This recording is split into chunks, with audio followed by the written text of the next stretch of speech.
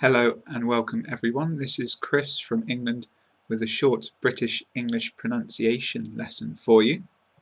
This lesson was suggested by Marc Kevin Bautista on Facebook, and what it is about is the extra sound we make when British people link certain words together. This is not an easy subject, and it was a good suggestion by Marc. I didn't consider this before. And I'm going to go through a few examples, but it's not easy, and this is meant simply as an introduction. So please don't think that I'm explaining everything about this. I think that it is very extensive, but I want to give you a few examples so that you have some understanding of what I'm talking about and the pronunciation. It's quite important, I think, to check the notes that I have written. They are in the YouTube description or near the video on Facebook, WordPress, wherever you are watching. What I have done is written the phrase, some of which Marc has given to me, and the extra letter, the sound of the letter, is in brackets. So the first few it's an R, then there are some other examples. I think that in order to understand what I'm doing, you need to take a look at that, otherwise it might not be clear to you. The first set of examples I have to look at then are with an extra R sound, and these are when the last letter of the first word ends with a vowel and the first letter of the second word is a vowel as well. So those two letters are vowels in most cases. I'm going to read through the examples saying each one twice. The idea of it. The idea of it. India and China. India and China. A media event. A media event. Pasta and sauce. Pasta and sauce. Saw and conquered. Saw and conquered. Law and order. Law and order.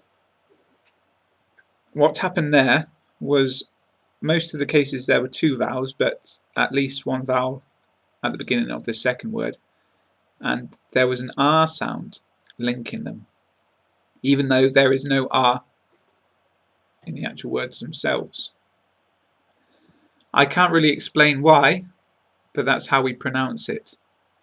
I hope that's satisfactory, and those are some examples of this R sound, and now I'm going to move on below that to some other examples making different letter sounds. And what I noticed when I was writing this was that the letter sound, like for example it was an R above, and in these cases there's a Y and a W sound, it depends mostly on the vowel sound from the end of the first word. So I'm going to read through these examples now, firstly with a Y sound, then a W sound. I am. I am. I answered. I answered. She understands. She understands. We are. We are. Me and you. Me and you. You and me. You and me. You are. You are.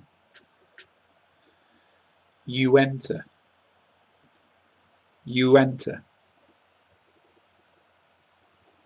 The last section here are examples where the last letter of the first word is a consonant, and we're looking at the sound that this makes, but particularly what tends to happen is that the sound of the consonant is transferred onto the beginning of the second word.